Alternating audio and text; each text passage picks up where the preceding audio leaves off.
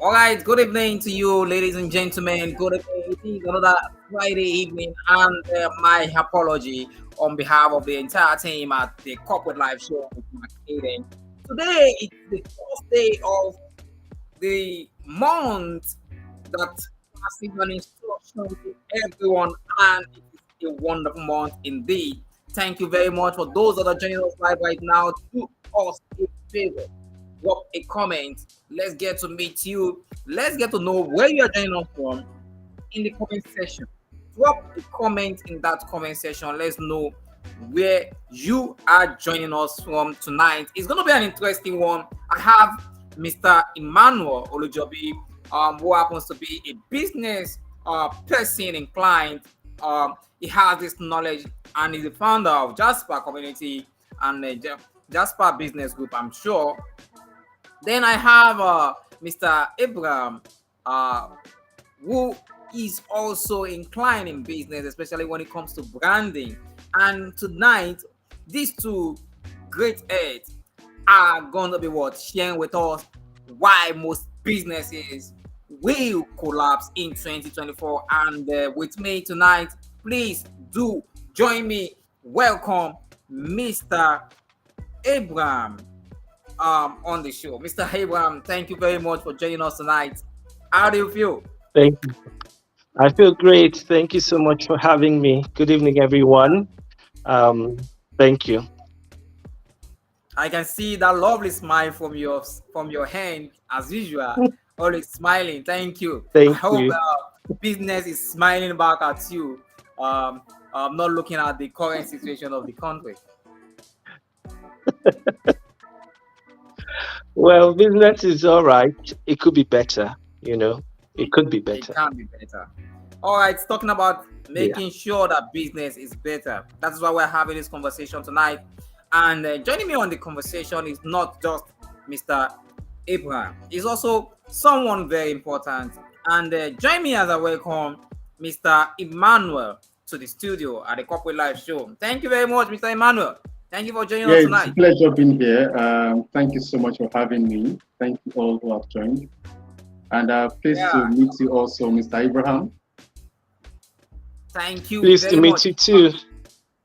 Thank you. Thank you. I guess both of you have not connected on LinkedIn yet, but tonight, I believe after this conversation, you should go on LinkedIn to connect, and so that we can share more ideas together and help others also benefit from our community as individual or as a collective effort. So thank you very much for being here on the show tonight. I'm so grateful.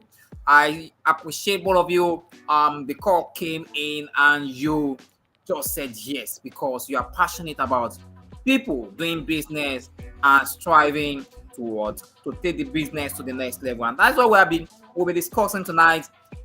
Why most businesses will collapse in 2024 and how to scale through. So we are looking at the problem and then we're identifying, as we identify the problems will also be projecting how to come out of such problems. So tonight's conversation is going to be an interesting one, and I can bet with you, if you are not joining us right now, the only way you can make the country better and get business platforms, business owners, entrepreneurs, startups is to start sharing the invite link.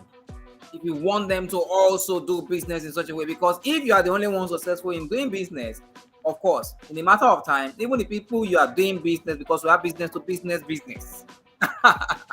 Yes, so you will have to share the link with them and let them join us in this conversation because it's going to be an enlightening one.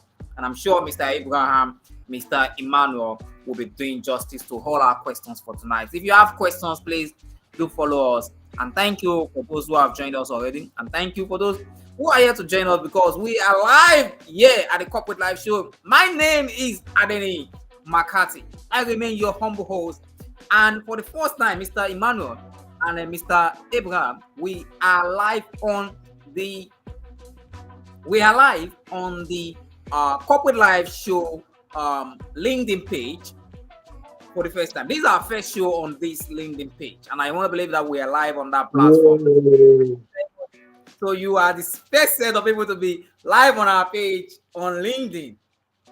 And it's also exciting to let others know that we are also live simultaneously here on Facebook and on YouTube. So you can watch us live at the same time on Facebook and on YouTube. So we're doing wonderful things here. Help us spread the news to everyone out there so that they can be of benefit from what we're sharing here on this platform. So thank you very much. Let's go straight to the question because of our time. Our time is fast spent and we have just limited time to tackle these questions. And but before I go straight to the question, I always like to come from the point of understanding.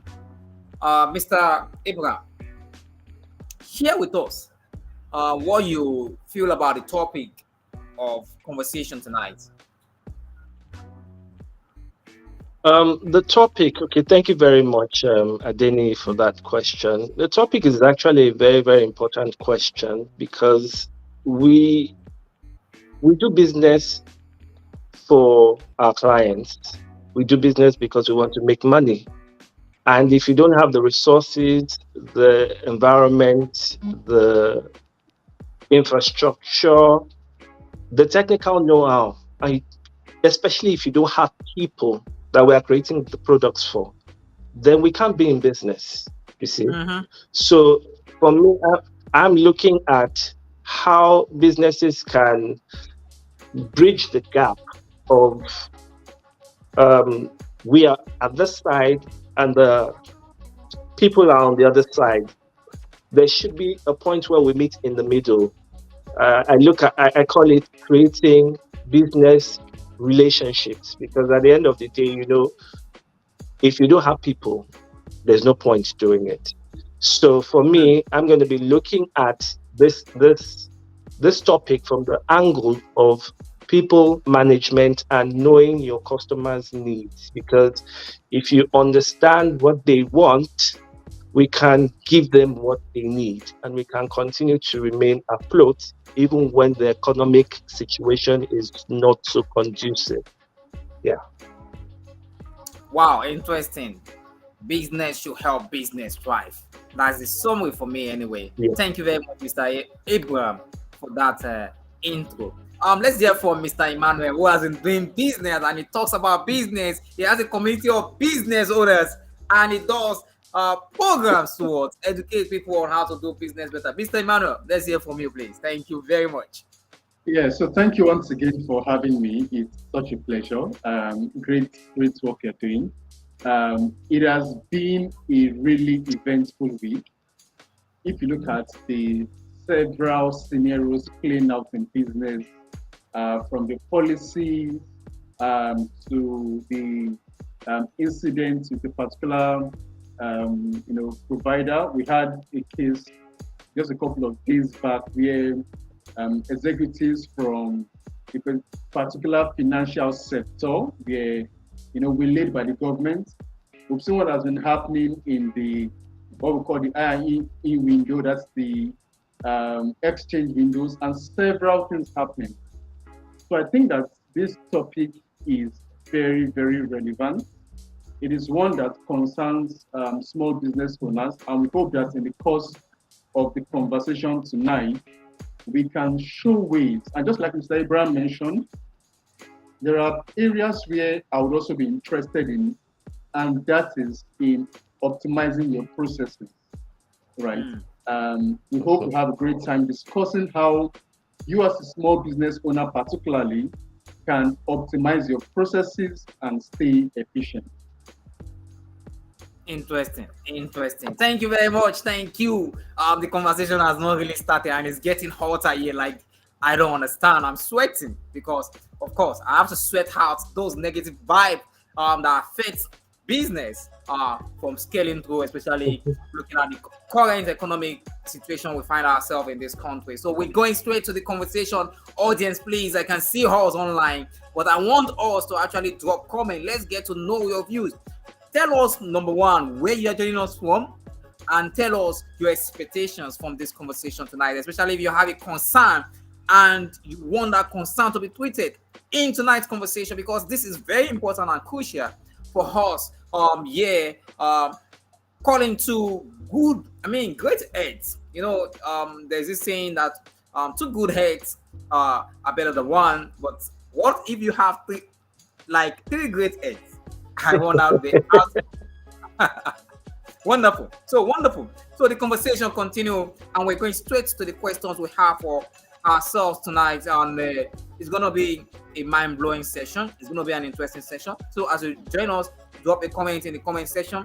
Whichever platform you're joining us from, let's get to know you so that I can bring you up, bring your chat up on the screen for others to see that you are actually joining us live on the show tonight. It's been a night, and it's going to be a life-changing night indeed for everyone joining us and those that will be watching us in the future. So thank you very much, Mr. Emmanuel. Thank you very much, Mr. Olujobi, Emmanuel. Thank you very much, Mr. Abraham, for joining us. Mr. Abraham Onyemari for joining us tonight. Thank you very much. I so much appreciate us. If I can dedicate 30 minutes of this time to appreciate our interest in sharing knowledge. So thank you very much. So let's start with question one.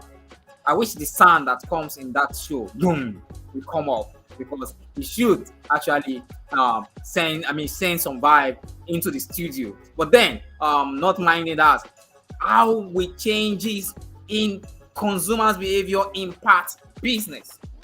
Yes, consumer behavior needs to be discussed on the show tonight. Let's start with Mr. Emmanuel, because prices are changing, everything is changing, people are reacting, but there needs for adjustment. So how will changes in consumer behavior impact businesses? Mr. Emmanuel, let's hear from you first.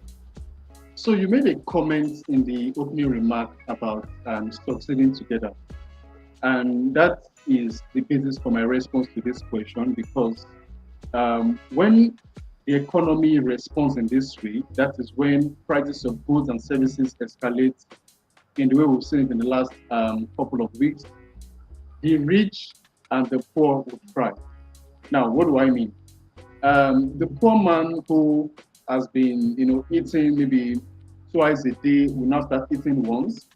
But remember that his items, his food, and what have you are supplied by the FMCGs and the big organizations, who would also record losses, like we've seen in the last 1 year, with several FMCGs recording losses. In fact, I was reading a report this afternoon about MTN recording loss for the first time in many years.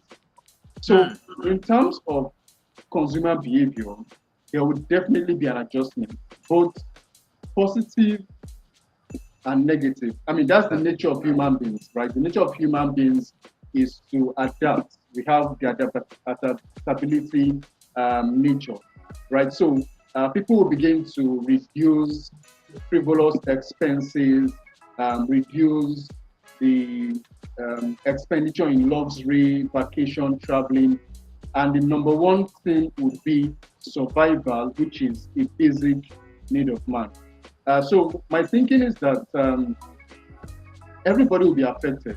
Like we say in our local parlance, we touch everybody, right? So the appetite of people to certain items, to large gatherings may change, and you see people now be more frivolous and thoughtful about how they spend. All right, thank you very much, Mr. Emmanuel. Thank you. Thank you very much for that thoughtful suggestion and opinion on the matter. Mr. Abraham, what do you think?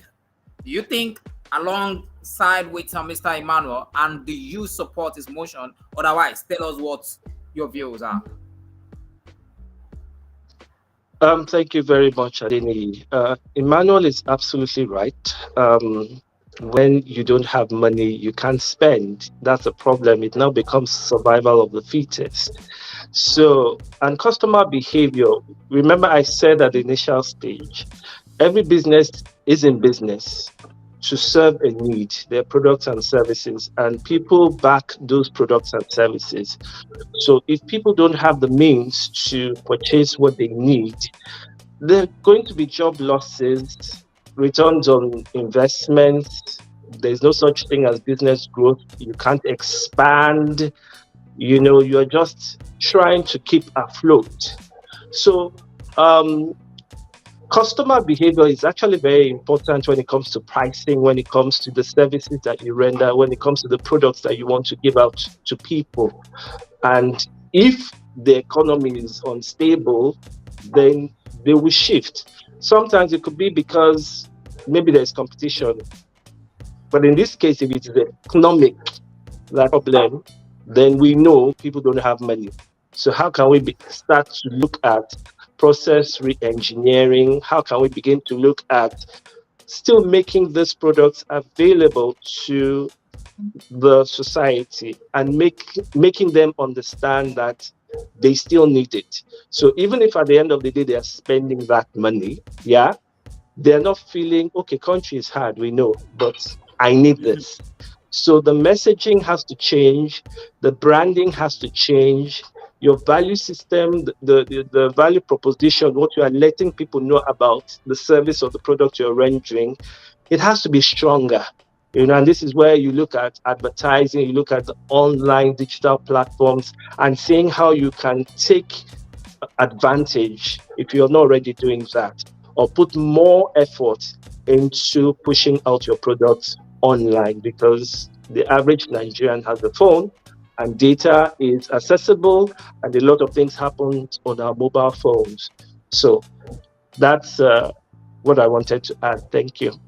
Thank you very much. Important addition to what Mr. Emmanuel has said. And you mentioned that something around the economy, and that is why we're going to go straight to the next question, which also would be a build up for this conversation as we continue to what trash those comments. But before we go into the next questions, please, audience, don't be selfish about the information you are gathering here and the knowledge you are gathering here. We want everyone to be able to do business and do it successfully.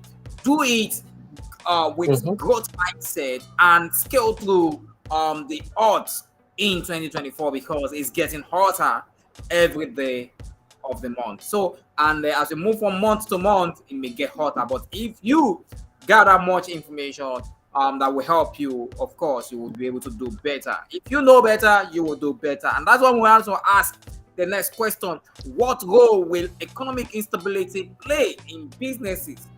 I mean, in business collapse, what role? Explain it to us. Mr. Emmanuel, let's hear from you this time.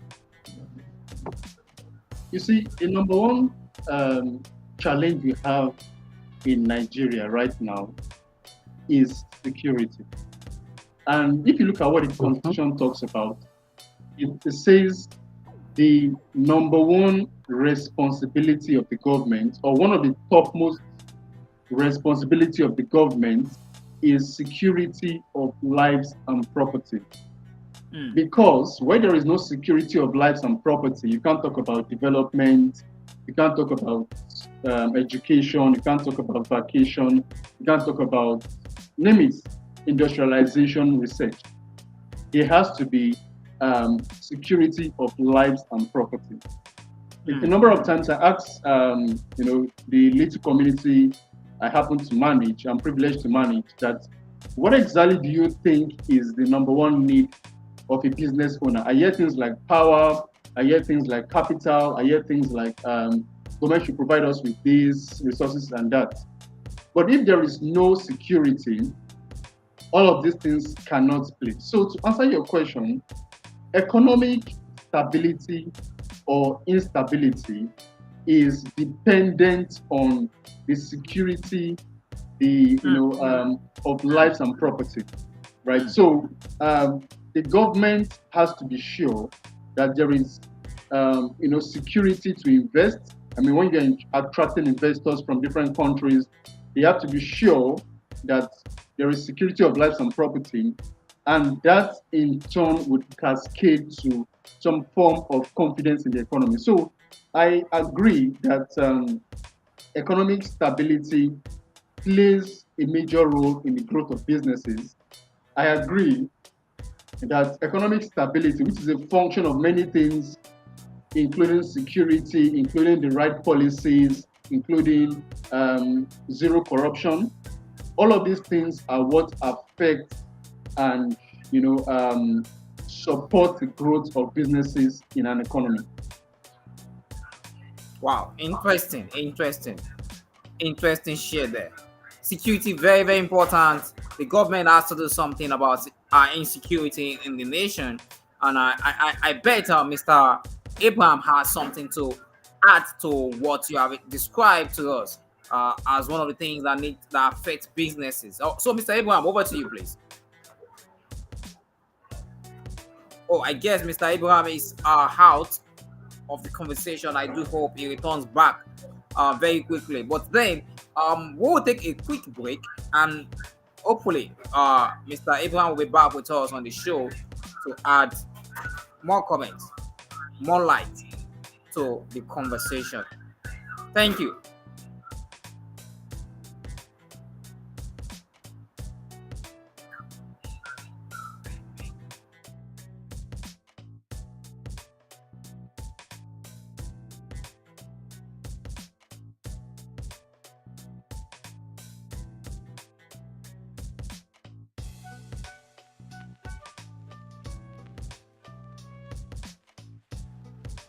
All right.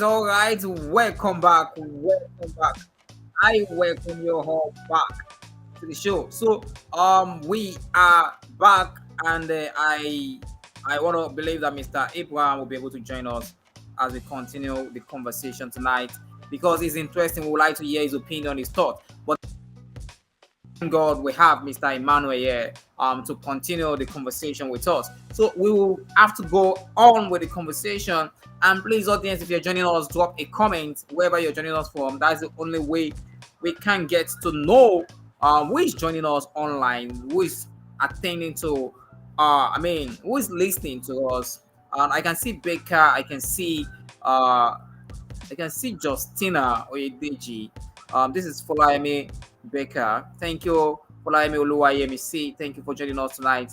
For those that are joining us, if you have not made any comments, you are joining us, you're watching us live, you're being stingy with your likes and with your emojis, with your vibes, with your support for us. But then we still want to encourage you to do as much as possible to share more of your views about the discussion we're having tonight. So quick one, because of our time, let's just go straight to the next question.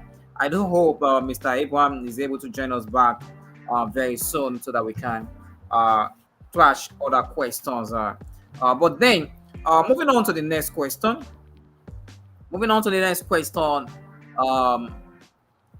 For the conversation tonight is very important. Moving on to the next question for the conversation. Question 3: how might shifts in government policies that you mentioned earlier on affect business viability? How? You mentioned it earlier on, but I think we need to get insight on what you meant by that.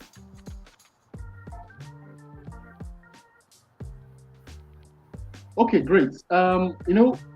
One of the things we discussed this year where we held our annual event was how government policies, would affect businesses. The kind of policies that the government puts in place can affect the growth and the livelihood of business. A very good example is taxation, right? I know that from the last administration, there has been efforts to improve, tax incentive for small business owners. I'm also aware that there was a period of tax window where certain businesses of a certain threshold in terms of revenue do not need to pay tax for a period of time. There was a period where the government also enacted the tax holidays. And you've seen policies like creating the what we call the Presidential Enabling Business Environment Council to support business registration, to support growth of businesses, etc. So these policies are great, including things like access to finance. I'm happy about what the Bank of Industry is doing and what several other entrepreneurship programs the government is putting in place. So my position as a small business community owner or manager is to see that the government fully implements all of these policies. The policies are great, but it is one thing to have these policies. It is another thing to ensure they are enforced. And thirdly, it is very, very important for the government to create awareness about these policies. I really wonder what the National Orientation Agency is doing, because we don't hear so much about this agency. And this agency of the government is supposed to sing, the awareness about all of these policies, all of these programs, all of these initiatives to help small business owners, right? So it is like a scenario where a business owner is struggling to get access to funding, struggling to get access to support, and these policies have been designed to give him a soft landing, but it is not aware. Think about it. Those of us in Lagos may have access to this information, but think of the small business owner in a market in Dutse, or the small business owner selling somewhere in one of the markets in any of the other parts of Nigeria with low access to information and low access to internet. So I challenge the National Orientation Agency, amongst other agencies of the government, to create awareness about these existing policies that the government has created to help business owners. Thank you. Oh, thank you very much. I want to quickly go to the audience section, see if we have something there. But I can't find any comments yet. Maybe the application here is not updating. But then if you're dropping comments, just drop it. We'll go straight to the what? To the live application for LinkedIn and Facebook, also on YouTube. Remember that those are the platforms we're streaming live right now. And we hope that Mr. Abraham is able to join us very soon in the course of this conversation as we continue. But then we've had Mr. Emmanuel telling us fantastic policies being made by the government to ensure that businesses thrive in this economy, and the agencies in charge for orientation should help us also do some orientation and making sure that these information are accessible to businesses even outside Lagos so that we can grow as a country, as a nation, and the world can feel our impact for existence. So thank you very much, Mr. Emmanuel Olujobi, for that insightful response to that question. We have a few questions left, and then we want to continue with the conversation with respect to those questions. And if you have a question as an audience, or you have an opinion regarding what we're sharing right now, please just drop your comment in the comment section and we'll pick it up from there. Definitely, we will pick it up from there. Definitely, we will pick it up from there. So our next question number 4, is saying, how? Pardon me.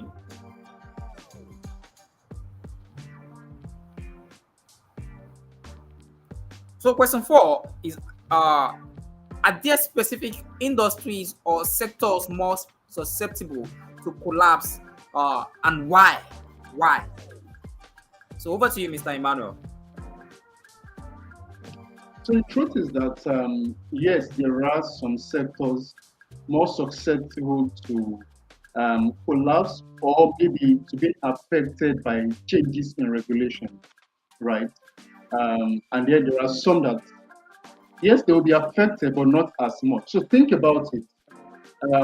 Those within the luxury business, right? They will be highly affected by changes and by economic hard time because the number one instinct of everybody is survival, not luxury. Think about it. A good example was when COVID-19 hit in 2020 upward. Luxury business, hospitality business, travel, vacationing reduced. In fact, there were some luxury businesses that almost shut down completely. And that's because people were not traveling, people were not thinking of going for vacations. And that is a good example of how certain hard times would affect some businesses. Think about it also. The construction industry would also be affected by the, Mhm. you know, welcome back, Mr. Abraham. We miss Thank your you. presence. Yes, your presence is giving me a lot of confidence when you're off. Yeah, welcome back, Sam. All right, Thank you. All right, that's teamwork. That's teamwork. Thank you. so Thank you. Welcome we'll back. be having certain industries affected by changes and toughness in economic situations. Like I mentioned, hospitality, luxury, etc. Right? The best way to plan is to plan what we call business continuity, such that Mhm. even if there are instances of economic disruptions or hard time, your business still keeps surviving. Thank you. All right, thank you very much. Mr. Abraham, welcome back. Welcome back to the show. And we're actually dealing with the question four, as you can see on your Okay. screen. And Yeah. what is your response to that question? What is your response? Thank you very much, and sorry for the mix-up. Things happened.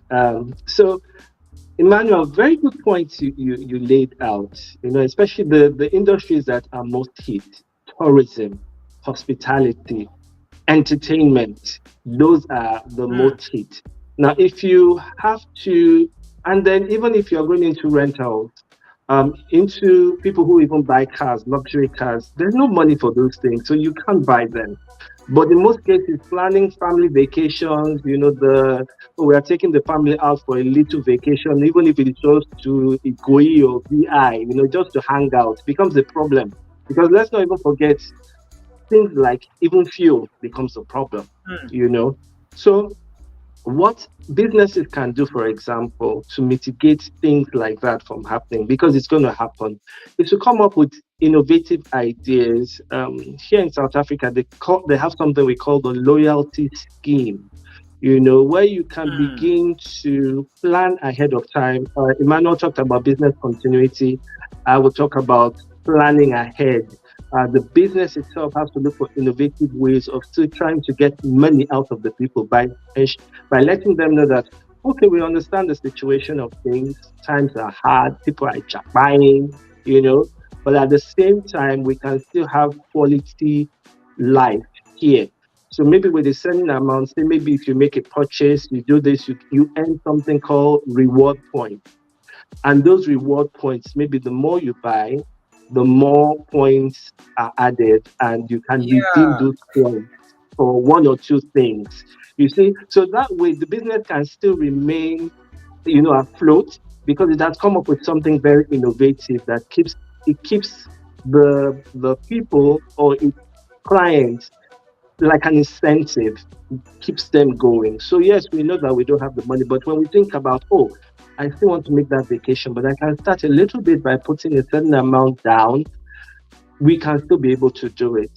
So it just simply means that as a business, we have to look for more creative and innovative ways of making sure our products are still out there and they're still competitive, and then the clients have not dropped, they still have access to what they need. So that's what I wanted to Hmm. add. Thank you very much. Thank you very much. I think I like your thoughts when you said in a way engage the customers in such a way that they feel loyal to your product or services as a Yes. business owner, and you introduce buy and get more offer. And I think the sector that plays better using this game is, I mean, these are the tech sectors, And the even retail the service providers. They do this and a lot. retail. Yeah. So I think it's a good idea, and I'm sure that is a point for a lot of businesses that are listening to us right now, because every listener right now is a business for me. Is a potential business if you have not started. So go and start. Don't be afraid, and that's one of the things we are discussing tonight. Yeah.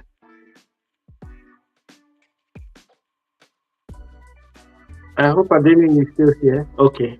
Yeah, there's been a conversation. So I'm here.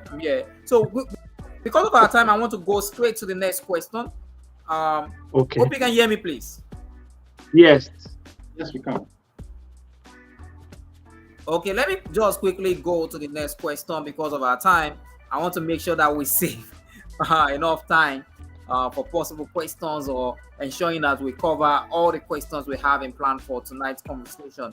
So the next question is, what challenges, this time around we're trying to identify the challenges that will arise. I mean, what challenges will arise toward to business from the hikes and increase in the rate of dollar? I mean, this question is kind of trickish. Looking at the dollar situation and the Nigerian economy. So, what are the challenges that you see coming out of this situation, and how do we combat this? Okay, if I Okay, can. I didn't.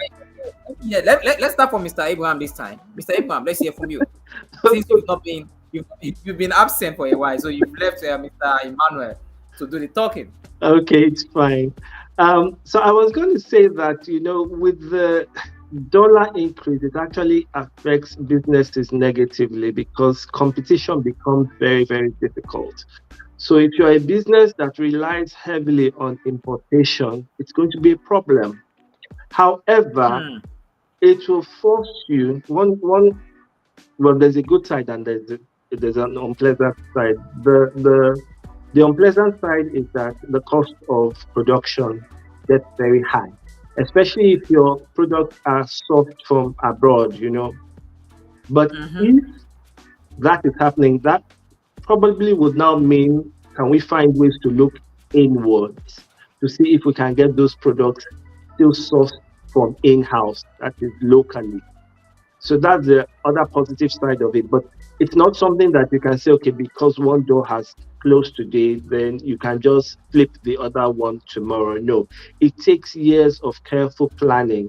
So products should be able to compete. Local products should be able to compete with international products, but you should be able to place them side by side. And when we look at both of them, we'll be able to say, okay, they can be able to compete. But if our government has not done enough in terms of pushing the local content, in terms of pushing local production, the vast majority will still prefer to go for the international source one, because one is trusted and they've been using it for years. So if it's not broken, why do I have to change it?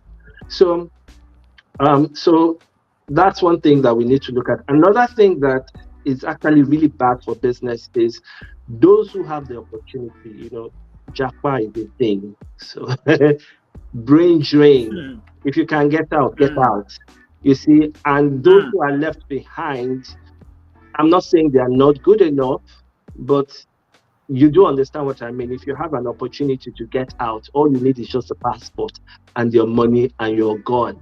And some people don't have faith in the system. So a business can lose his best employees to Japa. So we call it brain drain. It's also not good for the Hmm. business because you can't talk about business growth. You can't expand. Expansion. How can we be talking about expansion when we're not making money? So business growth is a big problem. There is no opportunity for growth for even the people in the business as well, because the business has to do well in order for them to promote staff, give them incentive bonuses, expand. Everybody's happy. But if you wait an entire year and you're not getting a raise, trust me, there's no way you're going to be productive. And if the company can't give you a Hmm. raise, then why are we working? So that's another thing. So, but the cool thing, another plus side of it is that it can create, like I said, um, competition, because you now start to look at smaller markets, smaller segments. Maybe if you're aiming for the international ones and you can no longer compete up there, then you look in-house to see how you can localize your products and your services to meet probably the average individual that so you have to review your segment, your customer research. So many things have to be done just to make sure that as a company or a business, you are still in business. Yeah. Mm. Interesting. Interesting. Thank you very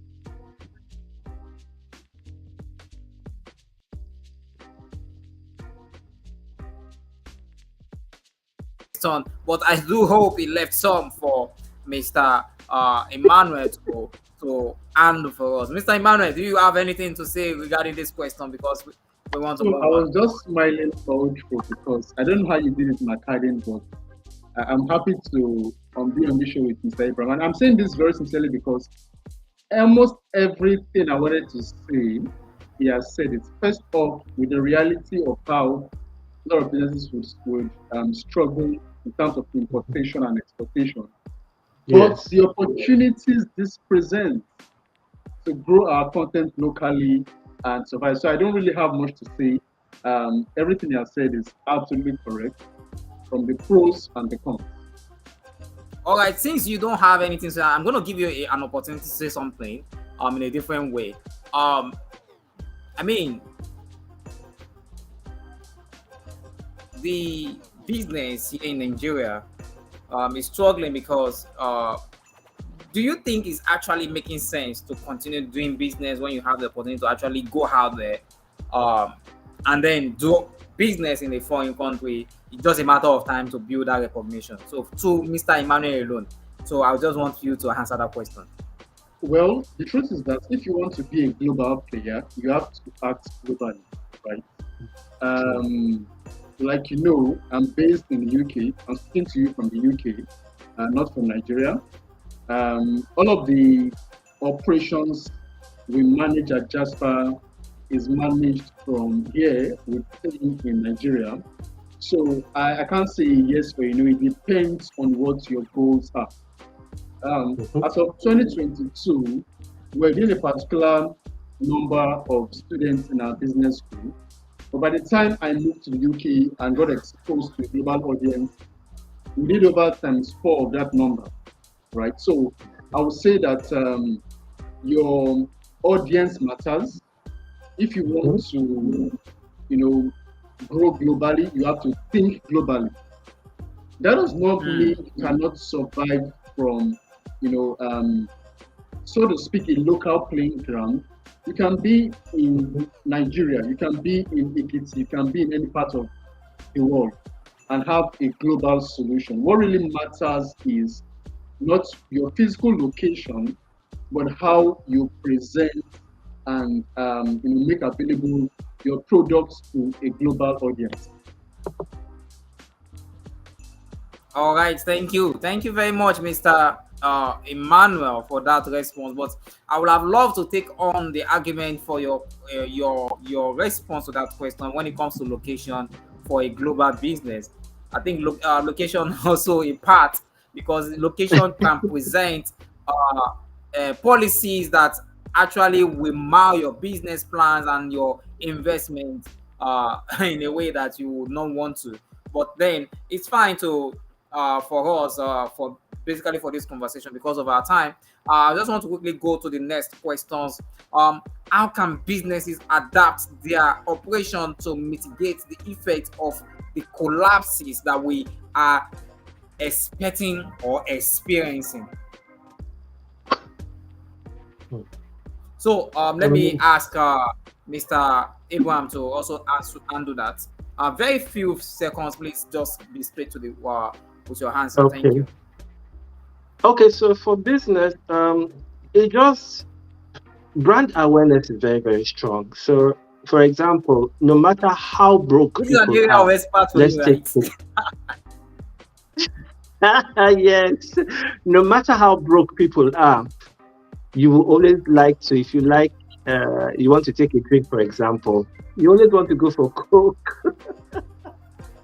even if it's expensive, because you look at it and say, okay, fine. And that's because that brand awareness has been created. It's like etched into our DNA in such a way that when you're thirsty, you just immediately, if you don't think of water, you think of, you know, some sort of soda. And what comes to mind is Coke, because of the brand awareness that goes with Coke. Coke says they quench your thirst, even though we know, it's better to have water than Coke. We would still prefer to have Coke. So, in this kind of situation whereby the economy is not looking great, um, the brand visibility has to be very strong. And my emphasis before would now be you may not be able to run business as usual again. So start looking at how you need to position yourself online, because it's more or less more cheaper to do that, because you can run on some of their free platforms, free offers to showcase your products, showcase whatever it is you're doing. It's not going to cost you so much, but at least the awareness is still happening. So like if I was going to use LinkedIn, for example, you can present your business as a person, as Abraham, and I can have a company page, that can also showcase what I am doing. But we do know on LinkedIn that people relate more to the individual. So you would rather want to hear Abraham speak than hear the company that Abraham is working for, because Mm, I'm relatable. I'm a human being. People don't mm, relate to companies, they relate to people. So to to draw the awareness, to make sure that people are still seeing you, you still remain top of mind, then you have to make sure that whatever content you are sharing on the social media platforms are relatable stories that people understand. Okay, for example, now, I mean, we all know the situation in Nigeria. If I decide to create a content now and I talk about Jackpot, there's no way I'm not going to get people's attention. If I create a content now and I'm talking about the dollar rate right now to the naira is 1,900, I don't know the most current one, and I think the pound is 2.2 or 2.1. There's no way people are not going to want to listen to me speak, because I have used an emotional trigger to get their buy-in. And that is when we talk about branding, those are things we talk about. So the messaging, what are you telling your customers? What are you telling your clients? What tools, what strategies are you using? Yeah. To make sure that, look, even though times may be hard, quote and unquote, my business is still thriving. At least people are still making purchases, people are still buying.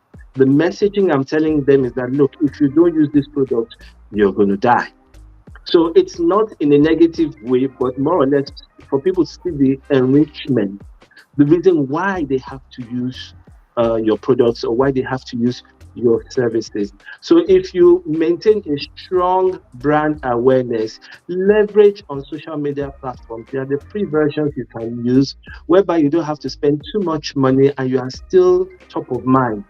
The content is out there, the product is out there, and once it's out there and you have one or two people who have bought into it, the sales just keep coming in. So the idea is to look for more creative ways of get sourcing your clientele. Yeah, that's what I would say.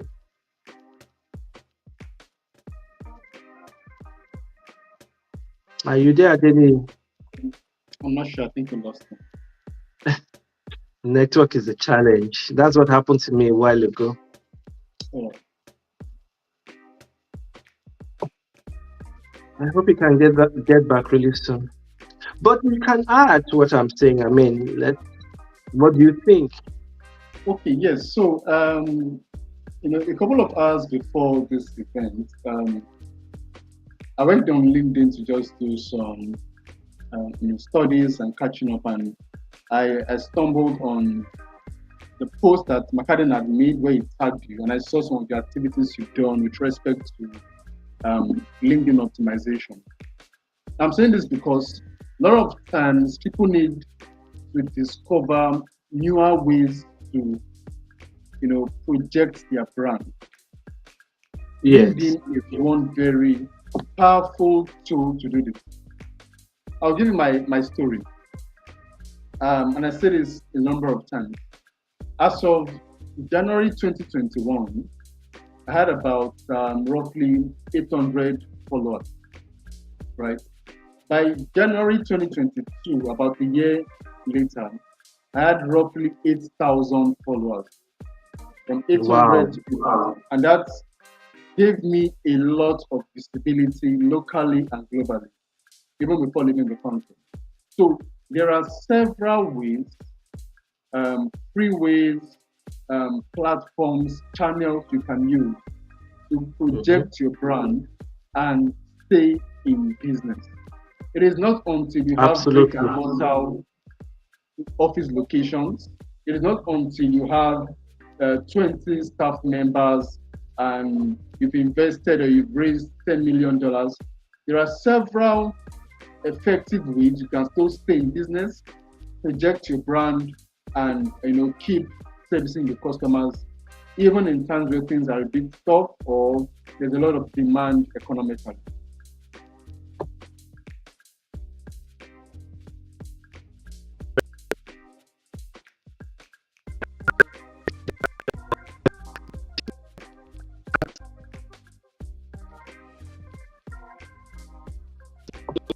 You're back, McAden.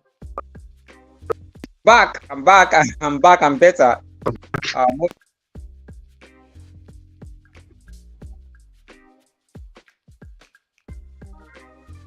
oh, I sorry. I think I came in when Mr. Emmanuel was speaking. Yes, he was Yes, I just was adding to just what I corroborating said. the points that Abraham had made about.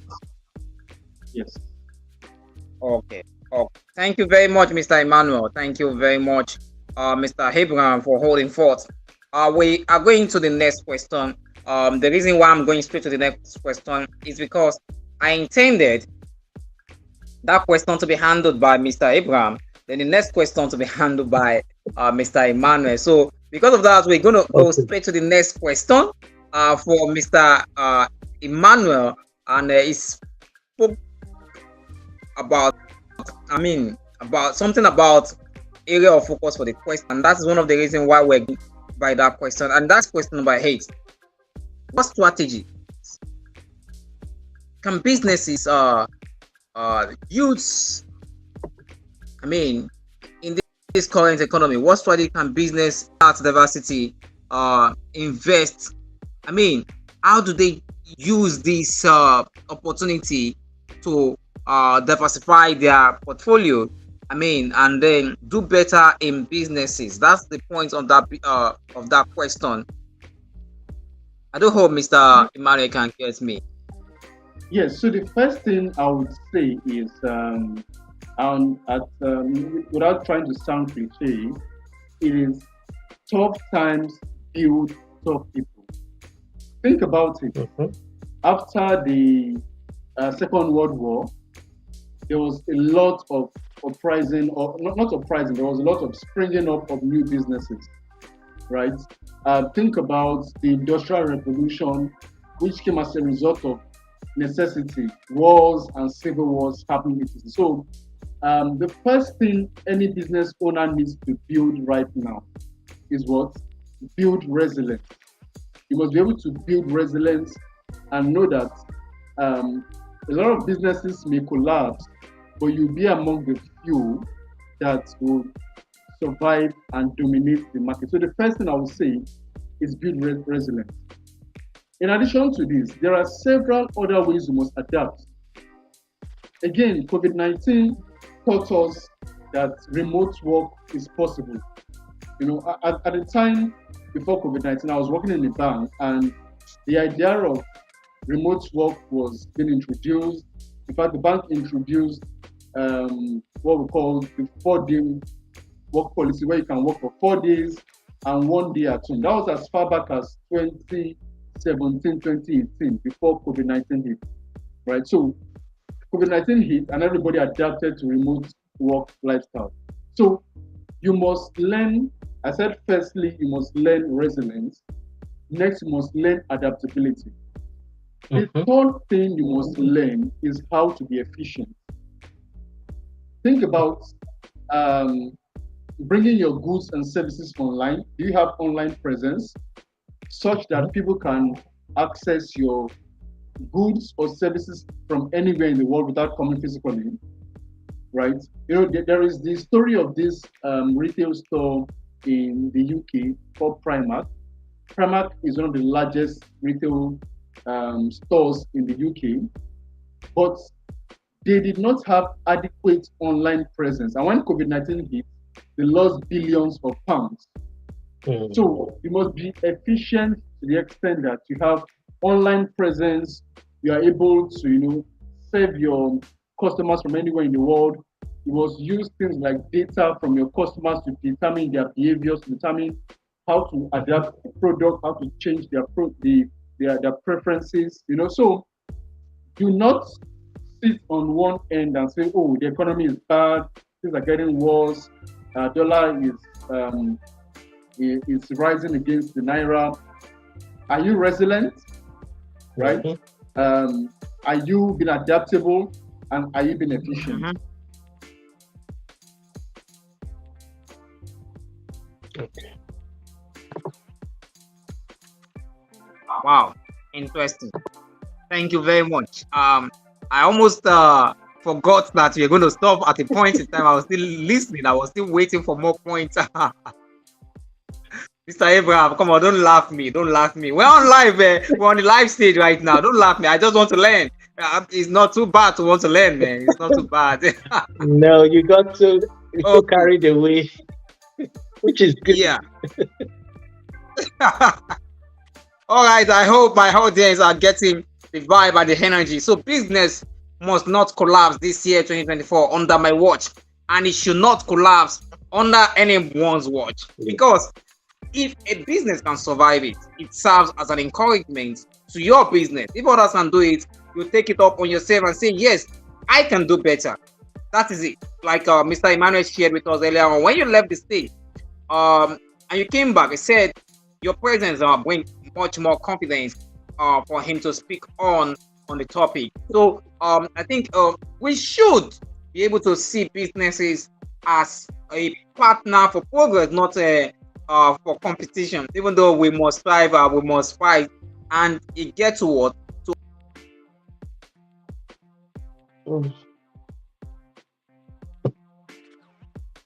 Can you hear him? I didn't. We can't hear you. Yeah. Oh no! And thank you very much. Because we spent time. We spent time. Yeah. And lastly, as we have this one hand for tonight's discussion on the Corporate Life Show, I want to tell you that this is the Corporate Life Show, and I'm your host. You can call me McAden. My name is Macarthy Adeniyi, and with me in the studio tonight is Mr. Abraham, Mr. Emmanuel. These are business people from different angles of business, and they have been sharing fantastic points with us on the conversation here on Corporate Life Show with McAden. So, last questions to you. Last question, just one question for both of you, and we are done for the conversation tonight. And I'm sure you have gotten a what? Oh no! Oh, the network.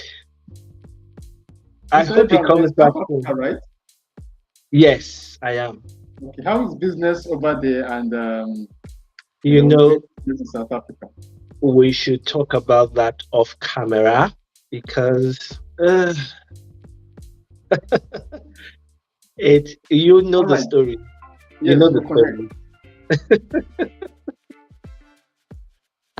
But you can still make a decent living. It's just there are a lot of restrictions, especially for those of us who are not local. Let's put it that way. So it makes things a bit difficult. But you can still, if you run a good business and then people like what you do, yeah, they'll patronize you. That's why I say we should take it off camera. I can share a couple of things with you. Okay. All right, thank you. So I hope Adeniyi comes back soon. And I really enjoyed this conversation. I don't know if we had any questions from our audience, but he's the only person that would know that. Mm.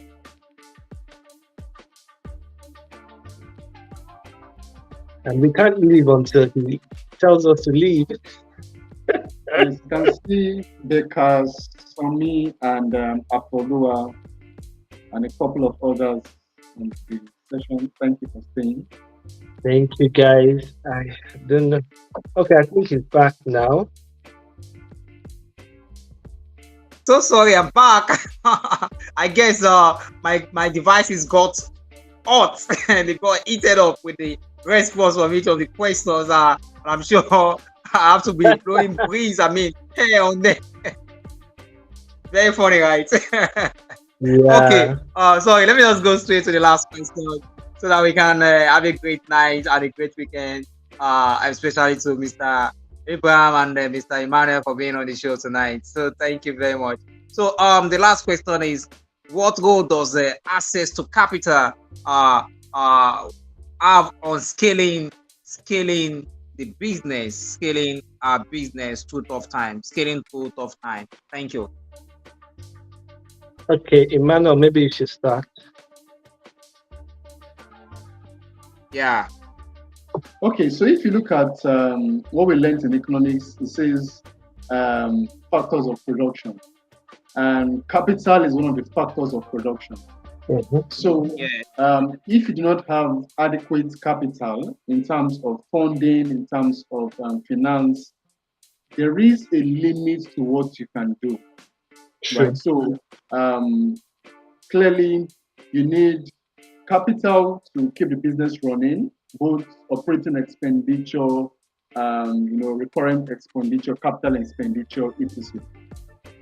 However, for the sector that I, focus on, which is SMEs, small and medium enterprises, Mm-hmm. my usual advice or response to questions like this is capital is absolutely necessary, but it is not the first thing you need, because if you give 20 million naira to the vulcanizer down the street at Shomodo, he does not know what to do with 20 million naira. I don't know if you get my point. So Absolutely. capital in that case is not his problem. Or think of giving 20 million naira to the woman who sells body. She doesn't know what to do with it. So on one end, you must seek to expand your business, get more capital from family, friends, etc. But be sure that you have a growth plan. Otherwise, that's what happens where people just squander money. In fact, not just the small business owners. You see, fintech organizations, they raise funds, and the CEO or the co-founder mismanages this fund. Mm-hmm. It is still the same problem around not being able to, apply funding and capital effectively. So on one hand, capital is very important. There is no growth. There is no long-term and sustainable growth without capital as one of the factors of production. But you must be sure that you have proper, business plan, and not just in writing. You must have been proven to have managed your one talent before you can be given a 2 talent worth of capital, and then the 5 talents worth of capital, if you know what I mean. Yes. Interesting. Thank you very much. Let's hear from you. Before we hear from you, please give me the 1 talent first, too, Mr. Emmanuel. Don't pass me by, please. No, I'll multiply it. 1 talent myself. If you find, please. Okay. Okay. So thank you, Emmanuel, for that. Thank you, Emmanuel. So let me just jump in and add maybe a couple of more things. Yeah, capital is important, as you rightly said, but if you don't have the right skill, you don't hire the right set of staff, the right resources to manage your organization or company, you can have like 50 million or 100 million. It's still not going to yield you anything. So during tough times, if you have access to money, of course, it makes things easy. But if you try to raise funds and it's not really happening, there are a couple of things you can do. You can go into partnerships.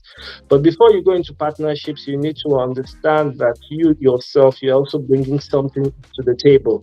So you are also a viable business going through probably a rough patch.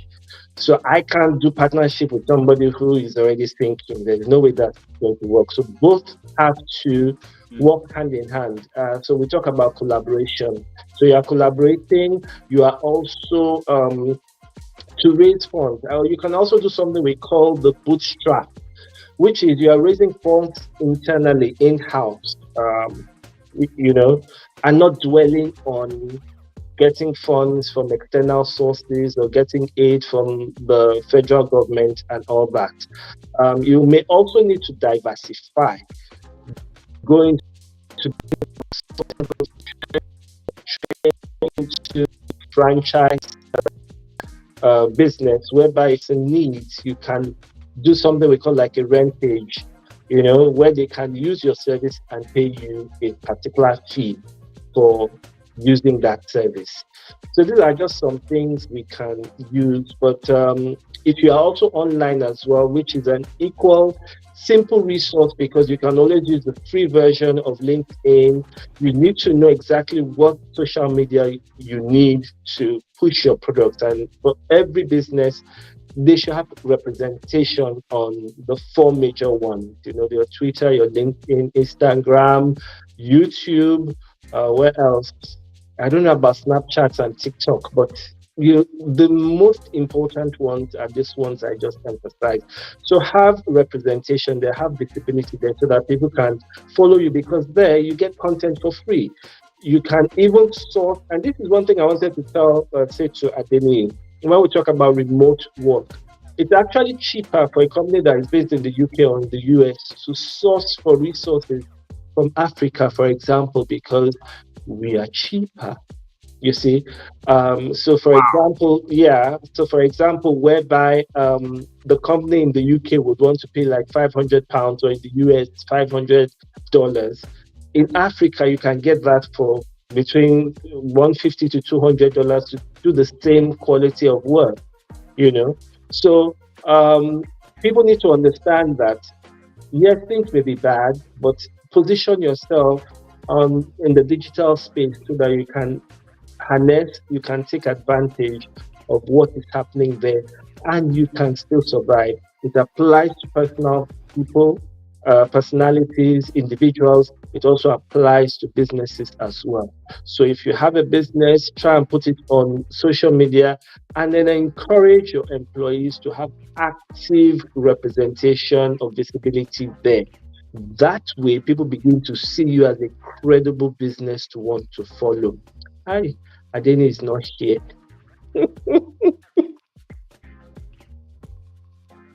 But yeah, that's what I wanted to add. Or those were the things I wanted to add. Oh, okay. So I hope he comes back soon, because I think my phone is also misbehaving. It's hitting up.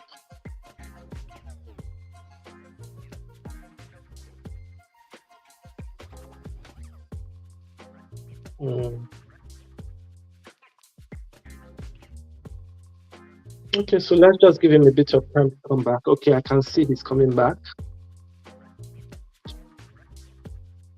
And I want to thank the audience for spending this time with us. I hope everybody has gotten value.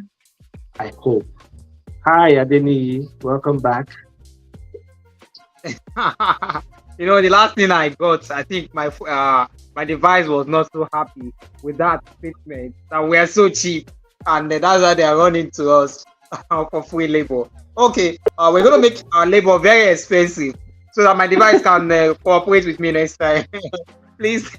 All right, thank you very much. It's been a conversation here at the Corporate Live Show with McAden. It's been a conversation with Mr. Olumide Emmanuel and Mr. Abraham Onyemari. Thank you very much, all of you, for being here on the show with us tonight. It's been a wonderful conversation, an interesting conversation. I mean, also a funny conversation in such a way that we can make joke out of serious matter so that we can also Yeah. learn the best. Day. So thank you very much.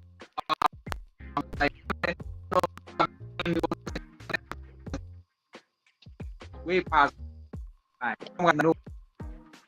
Yes, we have. Anything you want to say? All Well, I right, go just ahead, wanted to please. say to Say those what who you are want to say to following, the audience.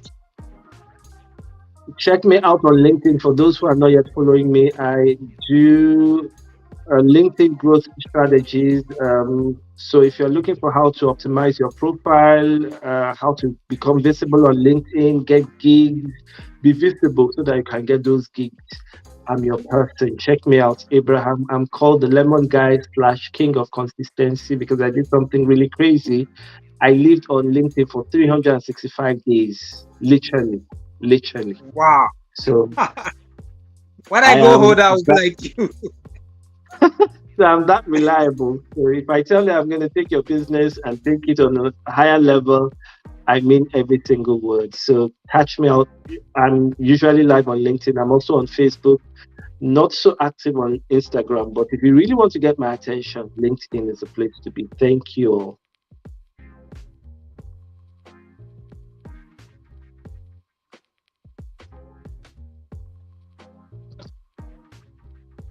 Hey, can't hear you.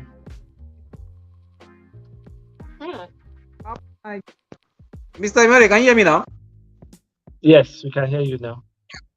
Okay, sorry. Yeah, Mr. Emmanuel, let's hear from you now. What's your last word for the audience of the show tonight? So my last word would just be to say that no matter how tough it is, certain businesses would rise as a result of these circumstances. And it is only smart if you position yourself to be among these businesses. Thank you Mhm. so much for having me on this show. Oh, the pleasure is all mine. The pleasure is all ours Awesome. here in the studio. Having men in this, thank you. I should be the one saying thank you. Thank you for being here. Thank you very much. I appreciate all of you. Thank you. Thank you. Have a great weekend. It's a wonderful weekend. And it's the first day of the new month of March. Happy new month to you, Mr. Abraham. And it happens to be my birth month also. So, and it's the first time we're Awesome. streaming live on LinkedIn on this, Oh, on our wow. LinkedIn page. So a lot is going Awesome. on. A lot.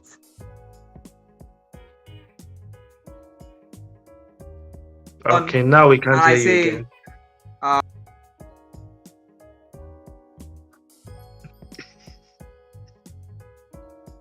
I thought it was only on LinkedIn we have this type of scenarios where you're having an audio session and it keeps kicking you out, or, we have it all the time. I didn't know it will happen here, but hey, Adeni, I mean, you're a strong man. You would have said the village people, they are doing you strong thing.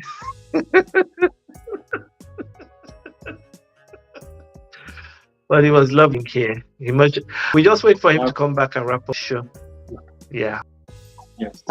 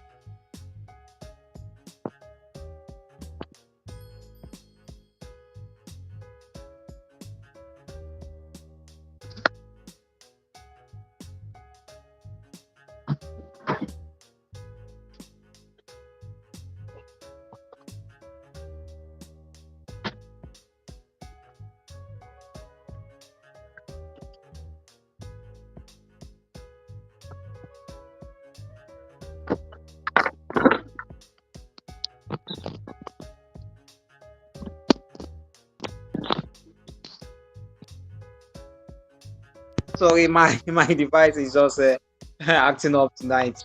So thank you very much for holding forth, Mr. Emmanuel and Mr. Abraham. At this junction, I want Thank to you. release us to have a great night. Thank you. I appreciate you. Thank you Bye so bye for much. now. Thank you. Bye for Bye-bye. now. Bye.